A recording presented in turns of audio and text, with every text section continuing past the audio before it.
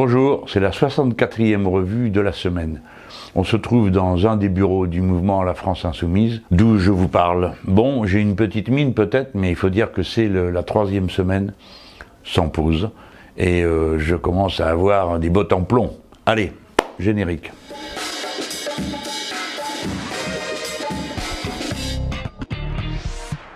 Mon premier sujet, ça va être l'international.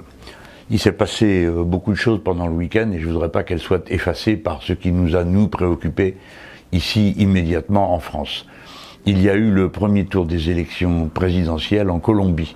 Vous savez que la Colombie, c'est un pays qui est dévasté par une guerre interne entre l'extrême droite et des guérillas révolutionnaires, mais aussi, d'une façon générale, par une violence endémique, dont le peuple colombien est plus qu'épuisé, qui a permis qu'un accord de paix soit conclu, mais qui est continuellement remis en cause par l'extrême droite, qui est très violente.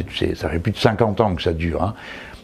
Et cette extrême droite colombienne a évidemment réussi à capter autour d'elle une alliance de tous ceux qui possèdent quelque chose et qui évidemment ont comme argument la loi et l'ordre contre la pagaille qu'eux-mêmes créent. Enfin, contribue à créer. Alors, c'était une élection qui a surpris tout le monde, parce que il y a évidemment le classique traditionnel candidat soutenu par l'extrême droite colombienne, ça c'est banal. En général, il gagne l'élection et on passe au suivant. Mais déjà, dans ce domaine, il y avait eu des surprises. Après un personnage particulièrement violent qui s'appelle Álvaro Uribe, qui a été président, le suivant, dont tout le monde se disait encore un violent qui arrive, quand même, est celui qui avait commencé et mené à leur terme les négociations pour la paix dans ce pays. Alors, vous me direz, bon, il y a bien d'autres pays du monde dans lesquels il y a des tensions. Si je vous parle de celui-là, c'est évidemment parce qu'il est en Amérique latine, c'est-à-dire dans la zone aujourd'hui de plus grande turbulence, et où notre camp est le plus fort. Tellement fort que ça a amené les États-Unis d'Amérique à faire des provocations à peu près partout. Contre le Venezuela, qui fait l'objet de blocus, de toutes les provocations que vous savez, mais aussi au Brésil, où il pousse à la confrontation, avec l'arrestation de Lula pour fait de corruption, parce qu'il aurait été acheté par l'offre, on lui aurait offert un appartement sur 3 étages, mais il y a un problème, c'est que personne n'a pu dire ni où était l'immeuble, ni où était l'appartement, ni qui le lui avait donné.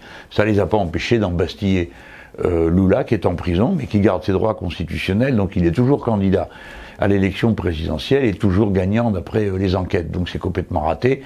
Et les États-Unis s'en mordent les mains et sont en train de préparer une manœuvre plus violente, avec peut-être même un retour des militaires. Donc on sent là-bas beaucoup de tensions au Brésil.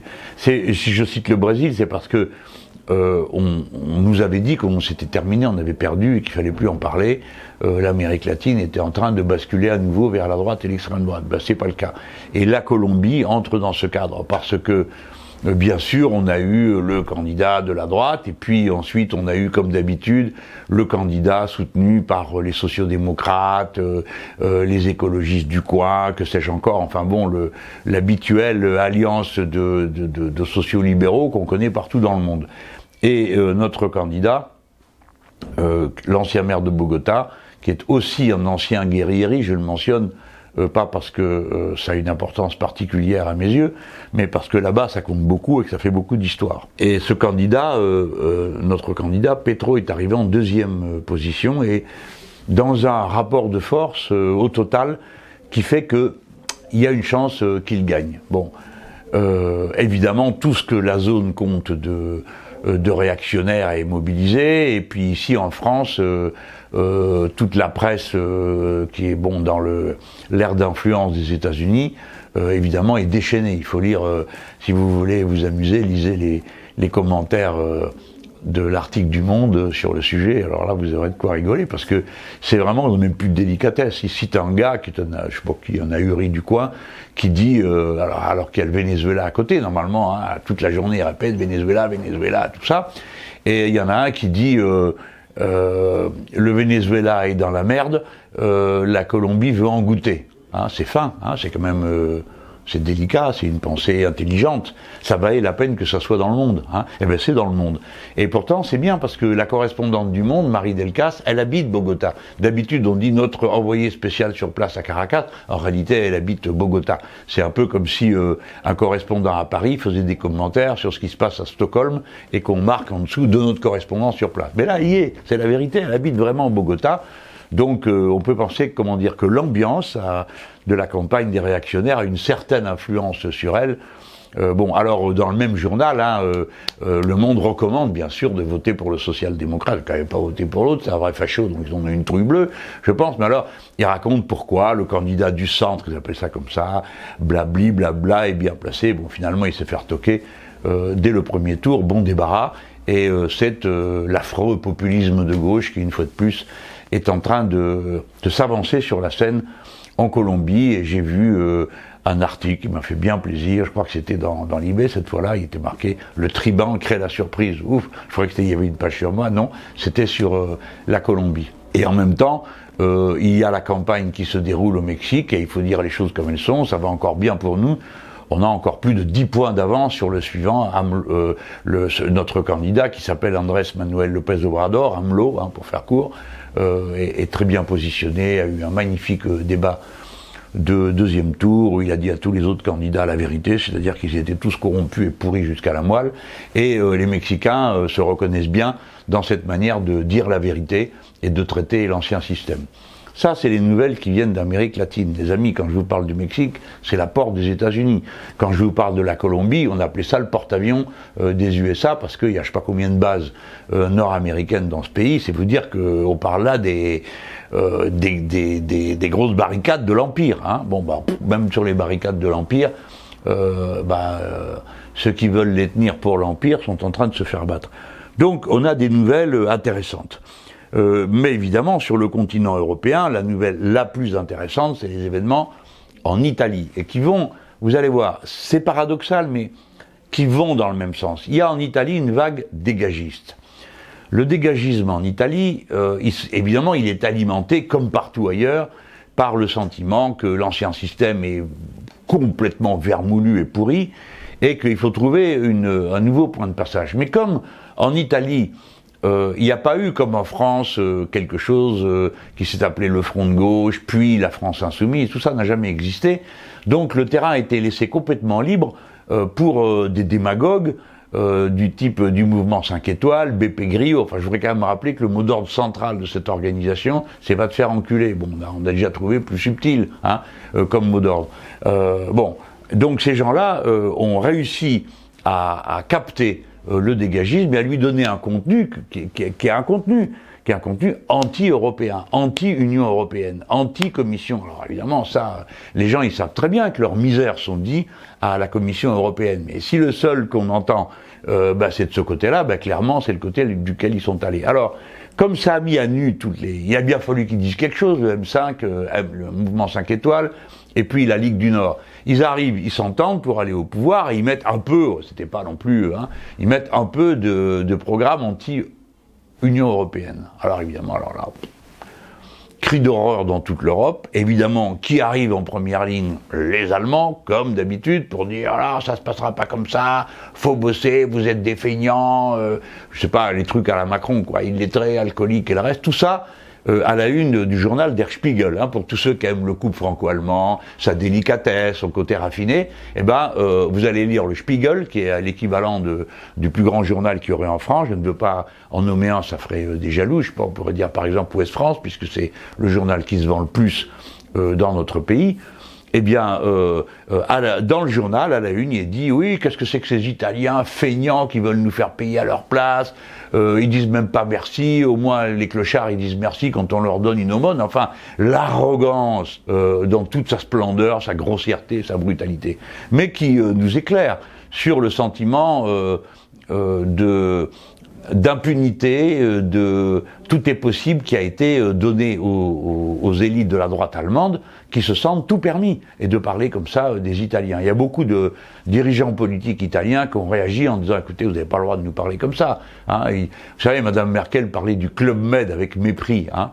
une société où on passe son temps, la coulée douce, il n'y a qu'à aller voir ce qu'est la condition des travailleurs et des pauvres en Italie pour voir la grossièreté de ce que dit Madame Merkel. C'est à peu près le même ton condescendant qu'on a en France avec des Griveaux ou des gens comme ça qui parlent de l'homme pauvre alors que c'est eux-mêmes qui créent la pauvreté. Bon. Bref, la charge de l'Union européenne sur l'Italie a été terrible. C'est ça qu'il faut qu'on regarde. C'est ce rapport-là, pas simplement se contenter de l'apparence des choses.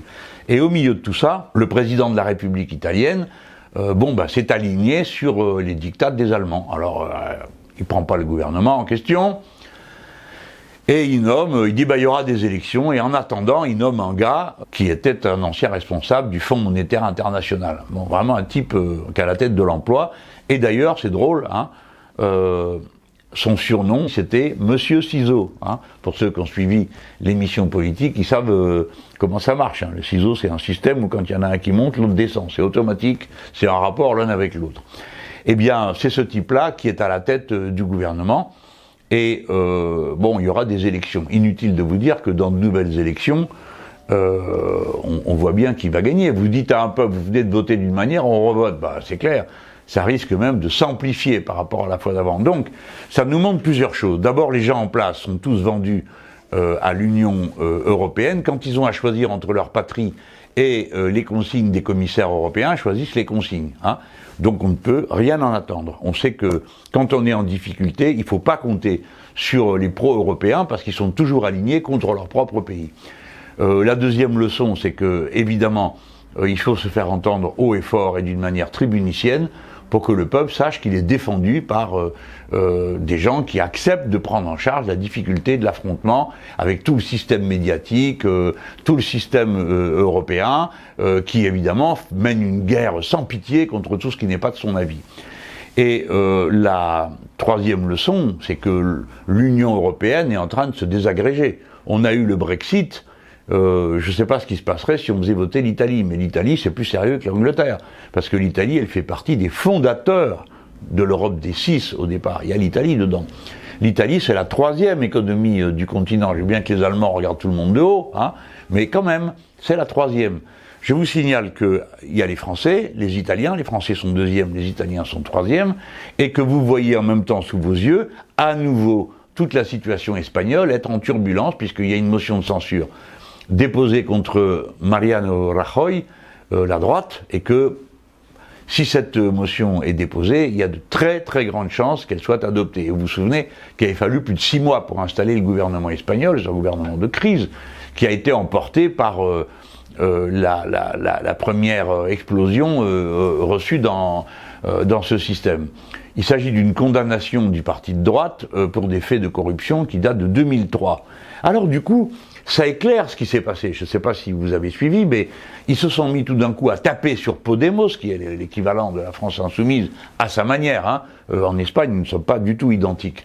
Mais nous avons beaucoup de choses en commun, déjà des liens personnels très intenses entre les deux groupes. Mais ils se sont mis à taper dessus, on se dit, mais qu'est-ce qui leur prend tout d'un coup? Eh bien ça y est, on a compris ce qui leur prend. C'est que on s'approchait de nouvelles élections et que un sondage est paru qui montre que Podemos passait devant le Parti socialiste prétendument ouvrier espagnol. Donc voilà, ils les tapent comme ça, d'une manière abjecte. Ils ont fait ce qu'il fallait.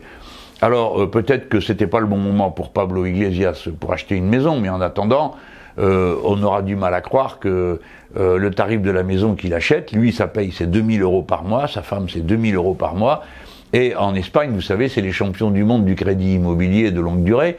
Donc il s'est endetté pour 30 ans. Je vous raconte tout ça pour que vous le sachiez, et pour acheter une maison. Et alors, évidemment, comme la presse a montré des photos de la maison, du mur de la maison, il y a plein de gens qui viennent pour voir, pour photographier, qui montent sur le mur, et la police laisse faire. Évidemment, les médias s'en donnent à cœur joie. C'est naturellement, une fois de plus, le parti médiatique qui est le plus répugnant, immoral, dégoûtant, inhumain, qui est en action contre nous en Espagne. Alors pourquoi j'utilise tous ces adjectifs? C'est parce qu'il faut vous rendre compte qu'ils ont publié les échographies de la compagne de Pablo Iglesias, Irène, qui est une des dirigeantes de Podemos. Et comme les deux vivent ensemble, ils s'apprêtent à avoir des enfants, et il se trouve que ce sont des jumeaux. Voilà. Eh bien, les médias espagnols ont publié les photos des échographies. Hein, voilà. Comme ça, vous avez, j'espère que vous ressentez en vous le dégoût que ça nous inspire ce genre de méthode. En France, contre moi, à peu près tout est permis, et je pense que ça va s'aggraver. Là, vous avez vu, il n'y a pas longtemps, il y a un journaliste, enfin, il a une carte de presse, quoi, de l'Express, qui a publié mes adresses successives, hein, sur Twitter, voilà, comme ça. Et alors, quand on a dit, mais c'est une méthode absolument dégueulasse, c'est inacceptable, pourquoi pas mettre mon digicode pendant qu'on y est, la réponse de ses chefs à l'Express a été de dire, allez-y doucement, c'est un survivant de l'attaque de Charlie. Vous vous rendez compte? Le gars, il devrait être le premier à se rendre compte de ce que c'est le danger, parce que lui-même est en danger. Hein. Imaginez-vous qu'on publie l'adresse, la sienne. Bon, franchement, il n'y a pas d'autre méthode de combat que de s'amuser à ça. Bon, bref. Cette affaire, Italie, Espagne, la situation qui est en France, tout ça montre que partout dans l'Union européenne, il y a une ébullition. Et c'est une ébullition qui est provoquée par le fait qu'on a mis un couvercle sur la marmite, que donc la pression monte, hein, et ce couvercle, c'est l'Union européenne, ces traités absurdes dont il faut sortir le plus vite possible si on veut arriver à sauver le projet européen. En tout cas, vous voyez qu'après le Brexit, vous avez cette situation extrêmement tendue en Italie, et qu'en Espagne, où rien n'a été réglé, évidemment, tout ça va réapparaître au premier plan. Tout ça, c'est quoi? Les politiques sociales, la raison de vivre ensemble dans une même société. Alors, de là, je passe à mon deuxième point, c'est ce qui s'est passé en France le 26 mai. Nous considérons que c'est un succès et un point d'appui pour la suite. Mais peut-être que vous pouvez en douter. Moi, je voudrais attirer votre attention sur la façon avec laquelle le parti médiatique s'organise. Quand il voit arriver une grosse mobilisation, regardez comment ça s'est passé toutes les autres fois, la manif du 5 mai, ou toutes celles qui a eu lieu avant, qu'on a organisé de cette manière. Dans la semaine qui précède, vous avez une grosse charge. Et en général, un fait personnel. Alors ils essayent de transformer les faits en une question personnelle.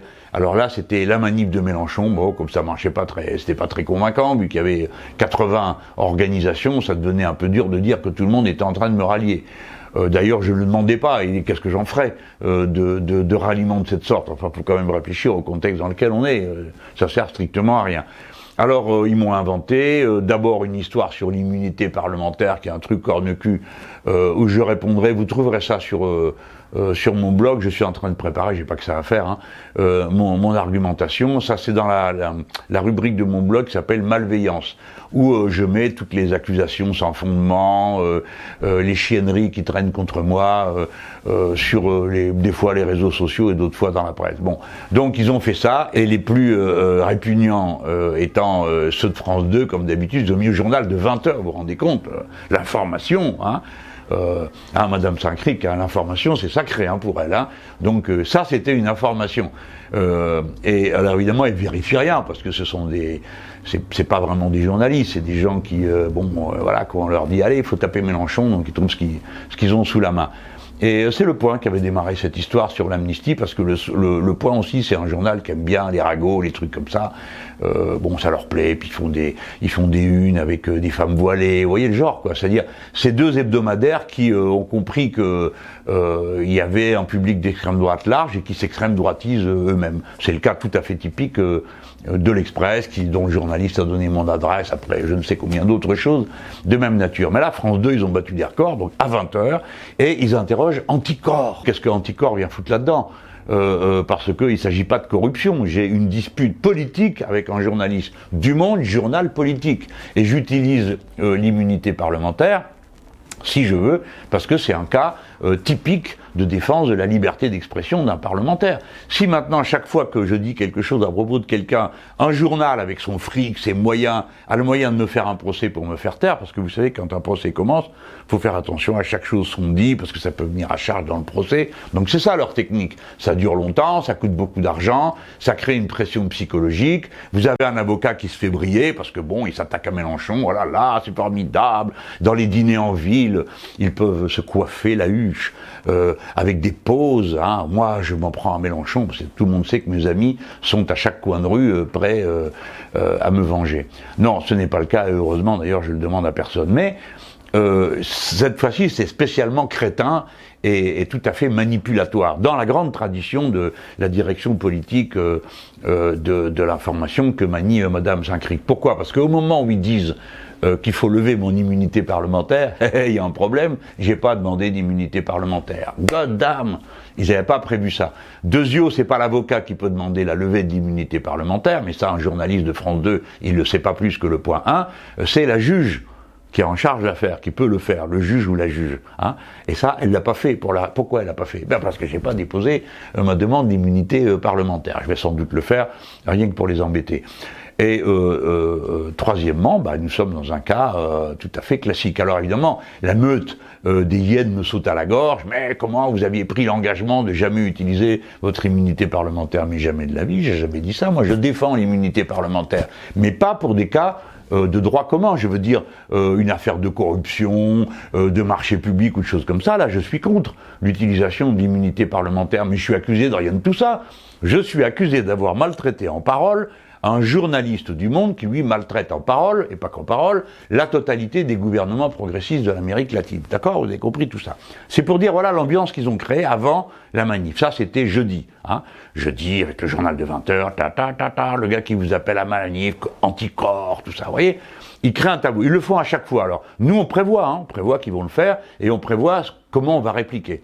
Donc là, on a prévu que notre réplique, ça serait qu'il n'y en a pas. Bon, alors on ne savait pas ce qui allait sortir. Quand c'est sorti, tout le monde a rigolé au bureau en disant « Ouais », et alors à France 2 en plus, alors là, quand vous dites ça à la France Insoumise, tout le monde rigole parce qu'on les connaît, quoi. Hein, c'est les faux témoins, les trucs bidonnés. L'autre jour, c'était quoi? Venezuela. Alors il monte un type qui a une mine d'enterrement, qui dit « Les enfants meurent, il faut une action humanitaire ». Évidemment, les enfants qui meurent, c'est au Venezuela, c'est pas au Mexique, non, c'est au Venezuela. Et évidemment, le gars qui dit ça, il est pas marqué en dessous. On va d'ailleurs faire sans doute encore une plainte au CSA si on a 5 minutes pour s'en occuper, parce qu'ils auraient dû prévenir que ce gars-là, c'est l'organisateur de la campagne de l'extrême droite du Venezuela. Mais c'est pas Madame Saint-Cric qui va vous le dire. Elle a l'habitude de sortir des gens comme ça du chapeau et elle vous dit « Ah, c'est un pauvre paysan. Ah zut, c'était un dirigeant syndical. Ah, vous connaissez le coup, vous l'avez vu faire. » Bon. Donc voilà où on en est. Ils ont fait ça, et puis après on a eu pendant 2 jours, ils ont hésité, que faire, Mélenchon contre Martinez, Martinez contre Mélenchon, ou bien Mélenchon contre Ruffin, ou Ruffin contre Mélenchon. Alors il y a eu à la une du Monde, Mélenchon ou Martinez, qui est le patron? Bon, c'est une question qui se pose pas, donc comme ça c'est mieux, il n'y a pas de réponse, hein, puisque la question se pose pas. Et puis Ruffin, Mélenchon, c'est exactement du même tonneau. Alors le pauvre François, il est obligé de dire, il en fait trop, quoi. Après, il dit, moi, je vais pas péter plus haut que mon cul, est-ce que je suis un homme d'État? Non. Mais ça va, quoi. À la fin, il faudrait qu'il lui foute la paix, à lui poser des questions qui ne se posent pas. Alors, on me dit qu'il me fait de l'ombre. Si c'est le cas, j'en suis heureux. Parce que c'est un garçon brillant, qu'il est dans l'avenir de notre famille idéologique, et que je suis très content que BFM prépare les campagnes de nos futurs candidats, éventuellement. Je suis très content. Voilà. Alors, je le dis à BFM, continuez. Bon, alors, ça, c'est ce qui s'est passé avant. Ça n'a pas empêché que la marche du 26 mai a eu lieu. C'est un succès d'abord parce que c'est la première fois qu'il y a un cadre unitaire de cette nature avec 80 organisations. C'est un succès parce que le mouvement s'est enraciné. Vous savez, les coups précédents, on n'a jamais fait encore une opération dans tout le pays. Hein. Ou plus exactement, à la fois on a voulu le faire, on s'en est pas occupé avec assez de sérieux, c'était les casserolades. Bon. On peut pas dire que c'était très brillant comme résultat. Bon, on était content, mais bon, pas tant que ça. On n'a d'ailleurs pas trop parlé. Hein, on l'avait pas préparé, on n'avait pas mené l'affaire. Là, c'est la première fois. Et partout, il y a eu beaucoup de cortèges. Très puissants, très nombreux. Bon. Donc, pour nous, c'est un succès. Et puis, pour nous autres, la France Insoumise, c'est évidemment un très grand succès. Pourquoi? Parce que nos cortèges étaient très nombreux. Une fois de plus, nos pancartes étaient partout. À chaque fois, on représentait entre 20% et un tiers du cortège global. Mais, une fois que je vous ai dit ça, je perds pas de vue quand même la difficulté dans laquelle on est. Par exemple, il m'a semblé que la participation syndicale était moins top que moi je le pensais. Alors, il y a des raisons à ça, hein, c'est pas de leur faute, hein. C'est que les syndicats sont pas trop habitués à mobiliser pendant les week-ends. L'action syndicale, en général, c'est en semaine, c'est par des actions de grève, des marches dans les rues, les jours d'action de grève, etc. Le samedi, c'est pas les traditions des organisations. Si bien que on a vu les organisations politiques extrêmement mobilisées, tout le monde, hein. Je viens d'évoquer la France Insoumise, mais on a vu aussi de beaux cortèges d'autres organisations un peu partout dans le pays, et on voyait que les militants politiques avaient du goût à entraîner avec eux d'autres personnes.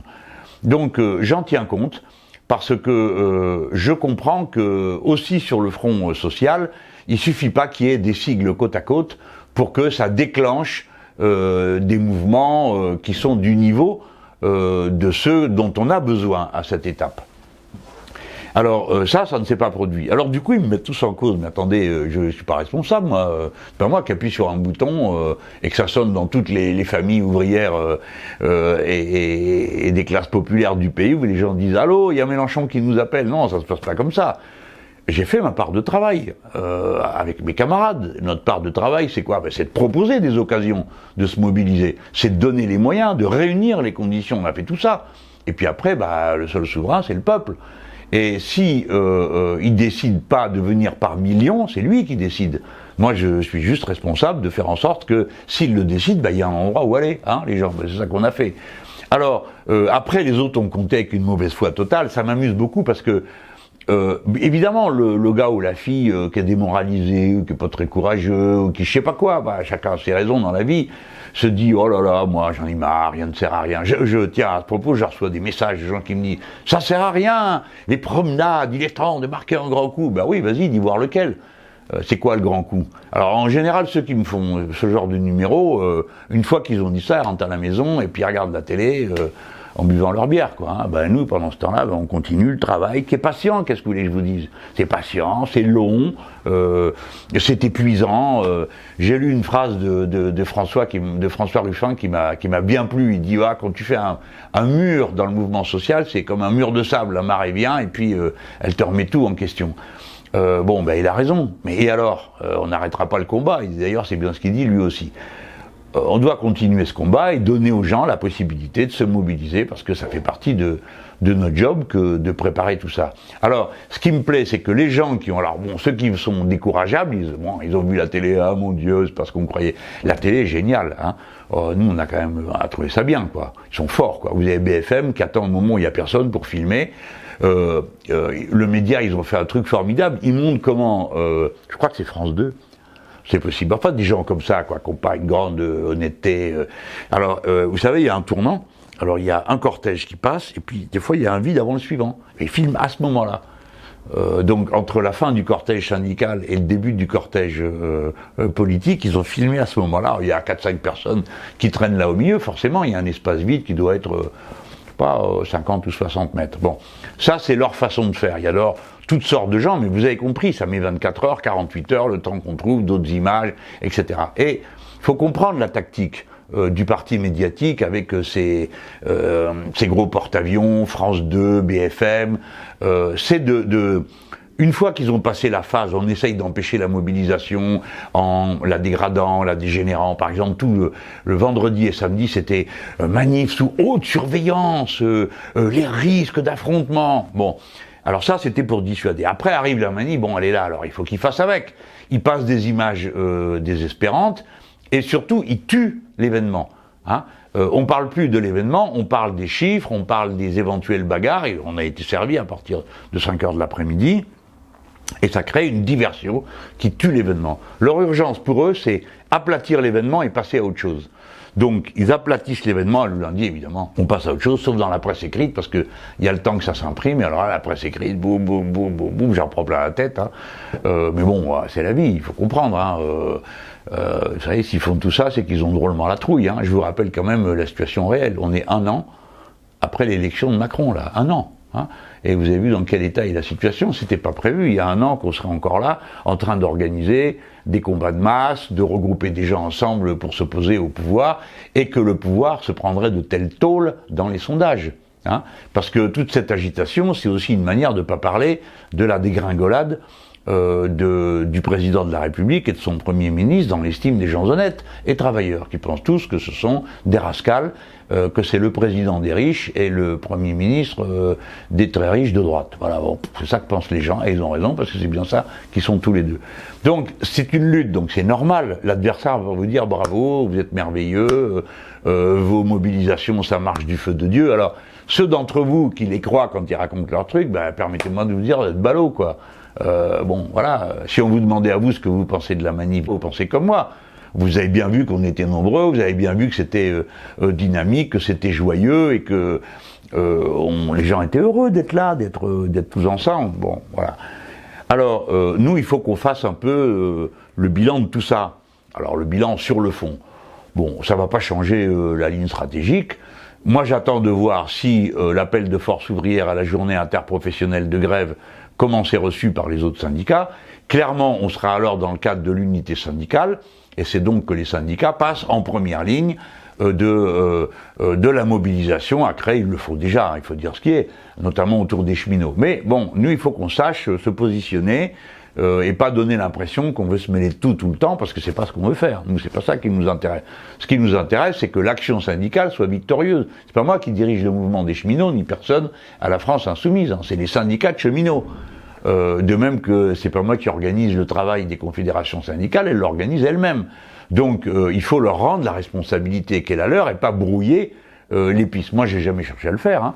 On a cherché avec les amis à proposer des grands moments où tout le monde se retrouve pour aider les syndicats, pour appuyer leur action. Et je trouve qu'on a fait notre boulot, donc je suis content. On a fait notre travail de manière plutôt réussie, dans le contexte dans lequel on est. Nous, on doit évidemment continuer à soutenir ce qui se passe dans les mouvements sociaux, mais on a notre propre responsabilité politique, parce que, vous voyez, par exemple, je suis rentré de la manif samedi, je remontais de Marseille, dimanche, j'étais dans l'hémicycle parce qu'il y avait la loi sur l'agriculture, et en particulier, toutes les questions, pour moi, la partie dont je m'occupais, souffrance animale, et tout ça. Avant, il y a eu la partie économique dans laquelle il y avait Loïc Prudhomme et François Ruffin, ensuite c'est Loïc Prudhomme, Mathilde Panot et tous les autres qui ont pris la suite, Bastien Lachaud, et moi je suis venu en renfort dimanche, pour intervenir sur ces questions. Bon, donc j'y suis resté jusqu'à 23h.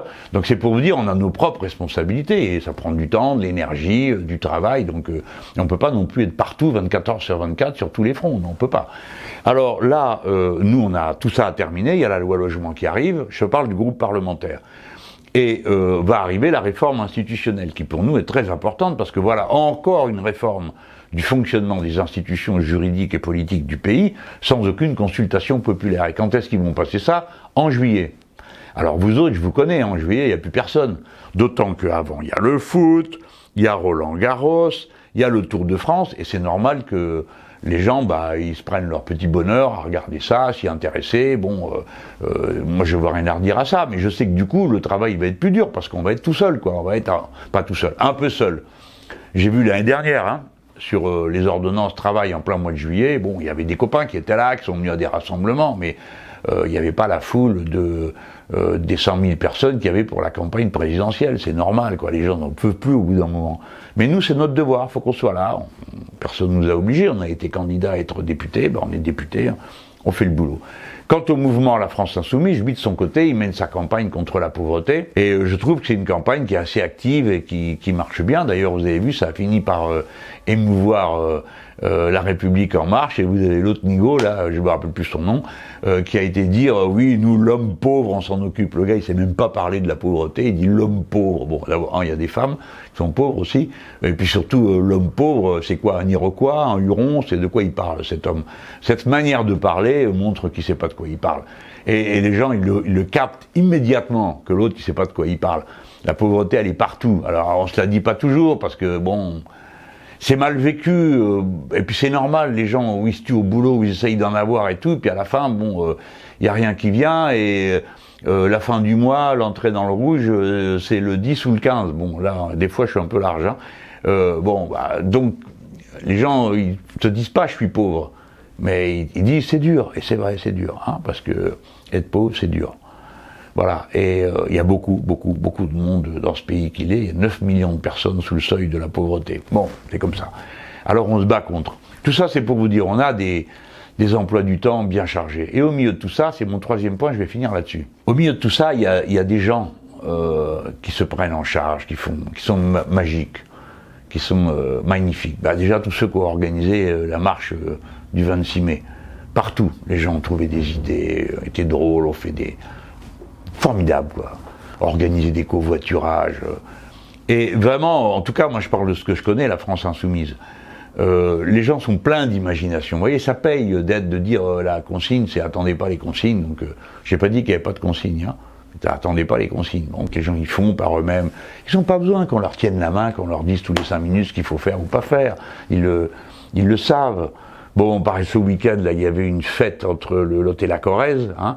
Bon, ils étaient 200 à la fête. Alors là, j'aimerais vous dire qu'on peut dire, ah ben c'est loin. Hein. C'est loin de quoi? C'est très près, hein, c'est chez eux. Mais quand même, en plein mois de mai, comme ça, une fête, bon, 300, 400, dans des coins où c'est dur, et ben, moi je trouve ça magnifique. Voilà comment les gens se prennent en main. Il y a d'autres fêtes, on m'annonce en Ille-et-Vilaine, c'est les Insoumis décident de faire des fêtes. Ben allez-y les amis, hein, je trouve ça génial. Signalez-les, parce qu'on sait jamais. Si je peux faire un saut ici ou là, ben je le ferai bien volontiers, hein, et les autres députés pareil. Parce qu'on est très fiers du fait que vous preniez toutes ces initiatives. Et parmi tous les gens qui se battent pour les autres, ben, certains le payent cher. Et je pense à notre ami Chris Mann. Peut-être que vous vous rappelez de ce nom. C'est un gars de la Fédération nationale CGT, du bâtiment. Et ces gars-là, ils avaient été au MEDEF, bon, le ton était un peu monté, bon. Alors ils avaient jeté des confettis, on ne sait pas qui, de la peinture à l'eau, et ils ont chopé Chris Mann. Procès, condamnation terrible, alors on fait appel, machin, tout ça. Vous voyez, le gars, lui, une fois que je vous ai dit ça, vous connaissez le scénario. Vous voyez ce que subit la personne. Le gars, il est là, il se dit, mais bon sang, qu'est-ce qui va m'arriver? Alors le syndicat était bien solidaire, hein, autour de lui. Mais on se dévore, on est mal, quoi, des mois, des semaines.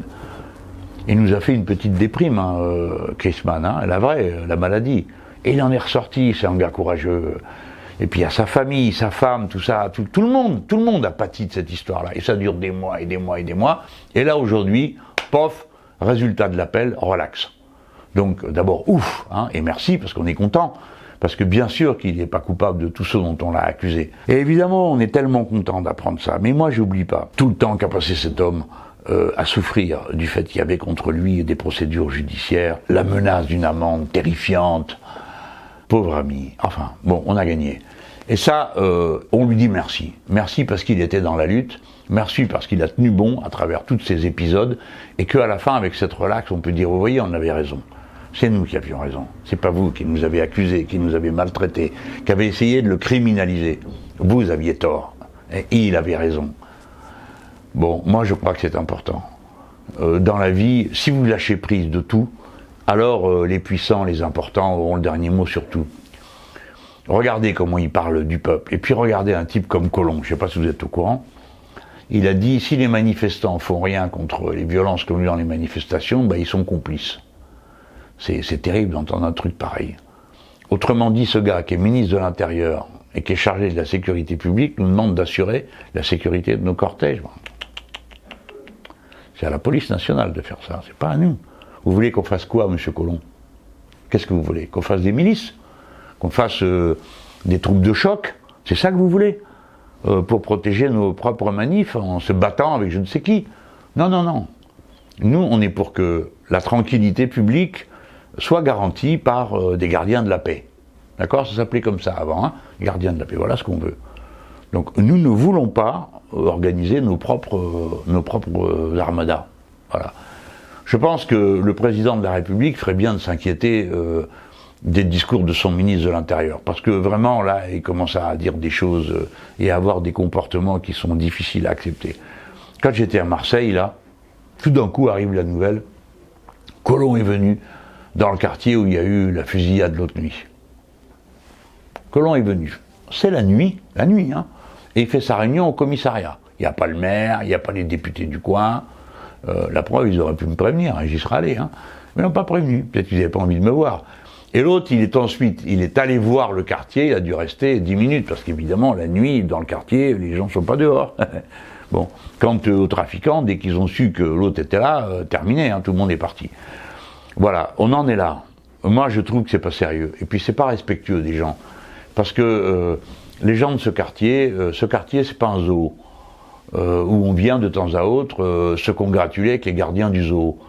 C'est un quartier avec des gens qui vivent, qui s'expriment, et qui d'ailleurs sont exprimés dans une conférence de presse pour dire qu'ils n'acceptaient pas cette situation. Et qui lancent un défi au ministre de l'Intérieur. Hein, au lieu de faire des grandes phrases, eh bien, occupez-vous d'une chose.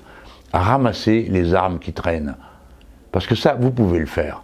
Il faut désarmer. Nous n'acceptons pas qu'il y ait des stocks d'armes. Nous ne prenons pas notre parti du fait que ce soit cette situation. Démanteler les réseaux d'armement, c'est beaucoup plus facile que de démanteler bien d'autres réseaux. Hein, parce que c'est plus concentré, c'est plus limité sur le nombre de trafiquants. Voilà. Bon, il fera rien de tout ça, on le craint. Mais vous voyez comment, là aussi dans ce quartier, tout repose sur les gens qui organisent les associations, la protestation, la prise de parole, qui fait que les gens gardent leur dignité en existant. Et voyez-vous, les gens, je crois que qu'est-ce qu'on peut faire d'autre dans l'existence quand on veut protéger sa dignité que de l'assumer, la porter, la donner à voir. Voilà, je dis bravo à Chris Mann, aux camarades de la Fédération du bâtiment et à tous ces braves gens qui défendent leurs enfants, leurs familles, leur population face à des situations aussi inacceptables que celles qu'on connaît à cet endroit-là à Marseille, mais dans combien d'autres en France, exactement de la même manière. Bon, voilà, il y avait 4 sujets. Si vous avez aimé tout ça, pouce bleu, on monte dans les tendances. Si vous découvrez et que ça vous plaît, vous pouvez vous abonner, c'est gratuit. Et nous, ça nous encourage. Parce que là, j'aimerais vous dire que, aussi bien Antoine qui filme que moi, on commence à trouver que c'est long, surtout qu'ici, il fait une chaleur à mourir dans ces bureaux de la France Insoumise, et qu'on a vraiment hâte d'aller retrouver, je dirais pas l'air pur, hein, parce que ça faut pas rêver, mais l'air un peu plus frais qu'il y a dehors. Tout à l'heure, je vais monter dans le train, je vais à Strasbourg pour une célébration politique du 29 mai 2005, peuple français, tu as dit non à la Constitution européenne avant que tes présidents te trompent en allant dire mais non, ils ont dit oui. Et donc vous avez les traités européens et aujourd'hui toute l'Europe est en train de s'effondrer à cause de ces traités. Voilà, allez, à bientôt.